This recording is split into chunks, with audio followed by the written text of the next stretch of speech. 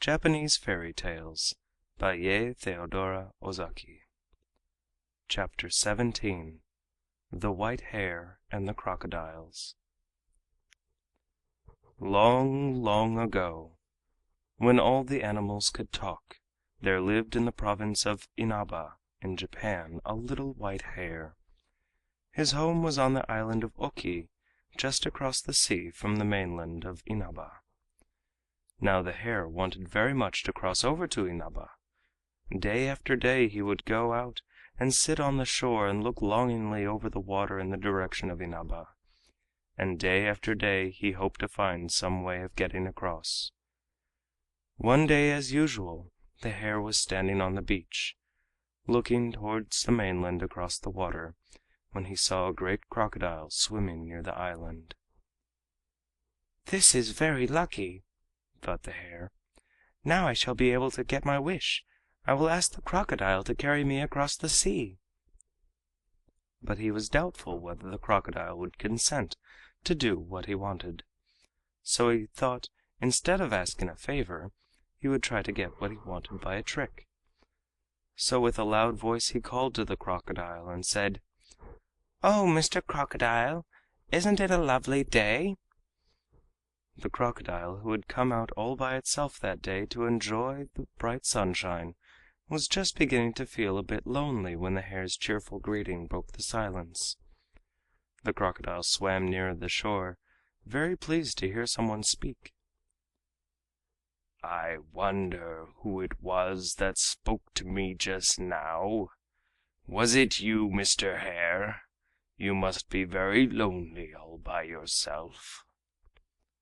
"Oh, no, I am not at all lonely," said the hare.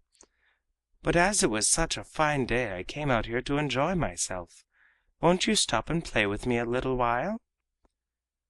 The crocodile came out of the sea and sat on the shore, and the two played together for some time. Then the hare said: "Mr. Crocodile, you live in the sea and I live on this island, and we do not often meet, so I know very little about you. Tell me, do you think the number of your company is greater than mine?" "Of course, there are more crocodiles than hares," answered the crocodile. "Can you not see that for yourself? You live on this small island while I live in the sea which spreads through all parts of the world, so if I call together all the crocodiles who dwell in the sea, you hares will be as nothing compared to us." The crocodile was very conceited. The hare, who meant to play a trick on the crocodile, said: "Do you think it possible for you to call up enough crocodiles to form a line from this island across the sea to Inaba?" The crocodile thought for a moment, then answered: "Of course it is possible." "Then do try," said the artful hare, "and I will count the number from here." The crocodile, who was very simple-minded, and who hadn't the least idea that the hare intended to play a trick on him, agreed to do what the hare asked, and said: "Wait a little while I go back into the sea and call my company together." The crocodile plunged into the sea and was gone for some time. The hare, meanwhile, waited patiently on the shore. At last the crocodile appeared, bringing with him a large number of other crocodiles. "Look, Mr. Hare," said the crocodile, "it is nothing for my friends to form a line between here and Inaba. There are enough crocodiles to stretch from here even as far as China or India. Did you ever see so many crocodiles?" Then the whole company of crocodiles arranged themselves in the water so as to form a bridge between the island of Oki and the mainland of Inaba. When the hare saw the bridge of crocodiles, he said: "How splendid! I did not believe this was possible. Now let me count you all. To do this, however, with your permission, I must walk over on your backs to the other side, so please be so good as not to move, or else I shall fall into the sea and be drowned."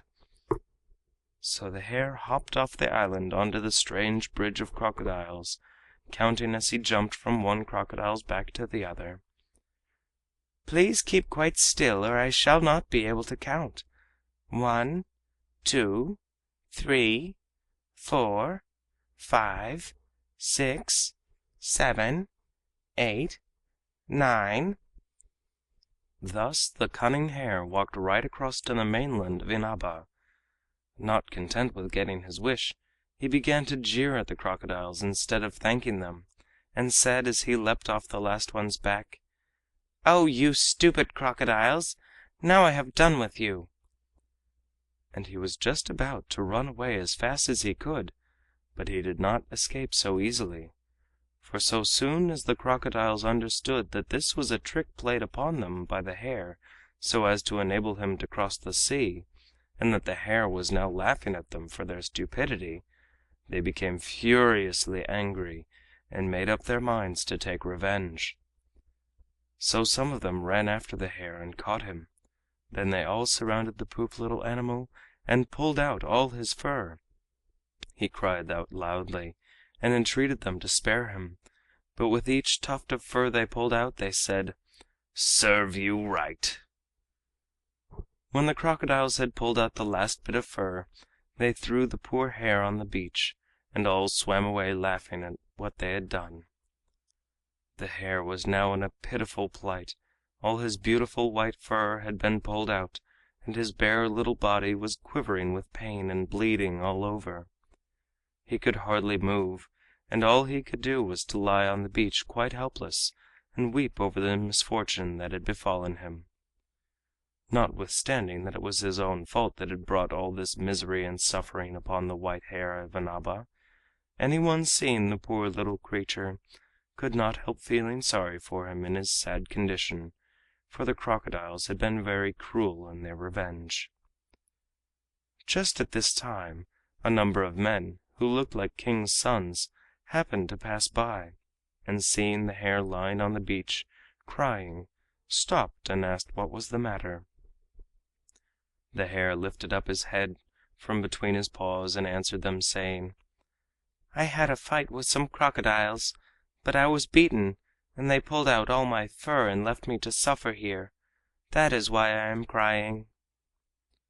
Now one of these young men had a bad and spiteful disposition, but he feigned kindness, and said to the hare: "I feel very sorry for you. If you will only try it, I know of a remedy which will cure your sore body. Go and bathe yourself in the sea, and then come and sit in the wind. This will make your fur grow again, and you will be just as you were before." Then all the young men passed on. The hare was very pleased, thinking he had found a cure. He went and bathed in the sea, and then came out and sat where the wind could blow upon him. But as the wind blew and dried him, his skin became drawn and hardened, and the salt increased the pain so much that he rolled on the sand in his agony and cried aloud. Just then another king's son passed by, carrying a great bag on his back. He saw the hare and stopped and asked why he was crying so loudly. But the poor hare, remembering that he had been deceived by one very like the man who now spoke to him, did not answer but continued to cry. But this man had a kind heart, and looked at the hare very pityingly, and said: "You poor thing, I see that your fur is all pulled out, and that your skin is quite bare. Who can have treated you so cruelly?"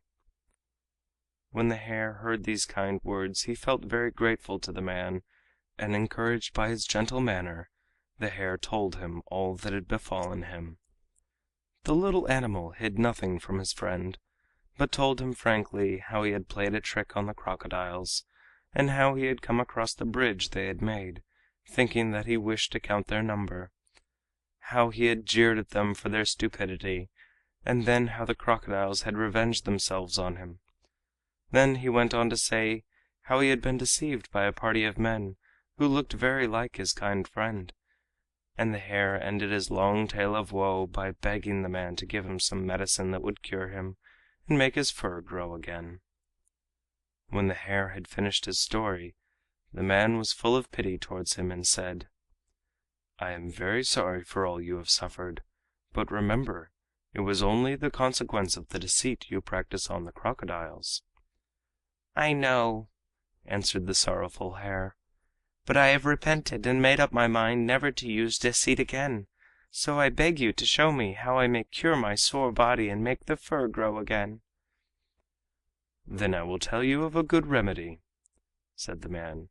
"First go and bathe well in that pond over there and try to wash all the salt from your body.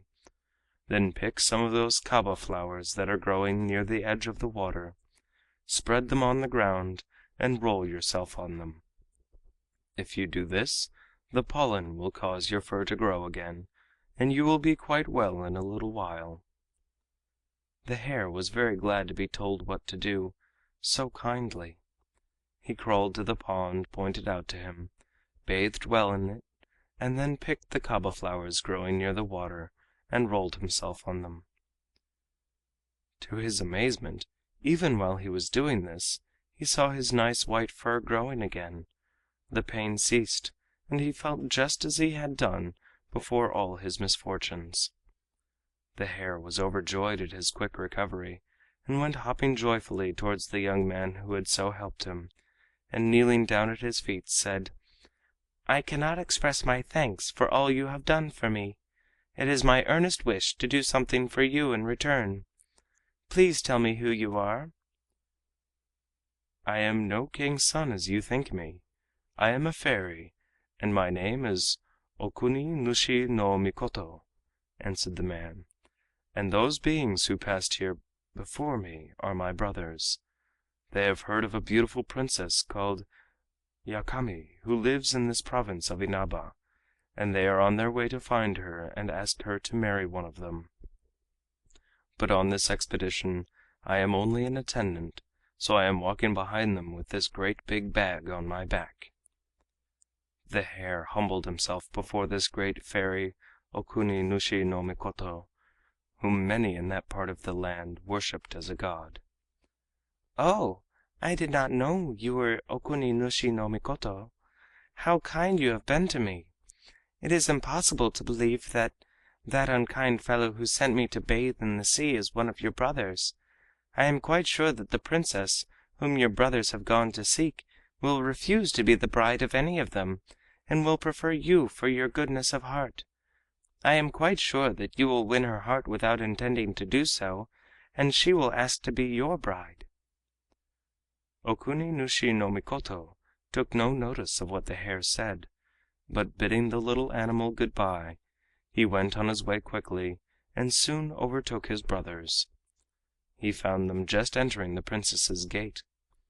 Just as the hare had said, the princess could not be persuaded to become the bride of any of the brothers, but when she looked at the kind brother's face, she went straight up to him and said: "To you I give myself." And so they were married. This is the end of the story. Okuni nushi no Mikoto is worshipped by the people in some parts of Japan as a god, and the hare has become famous as the White Hare of Inaba. But what became of the crocodiles nobody knows. End of chapter 17. The White Hare and the Crocodiles.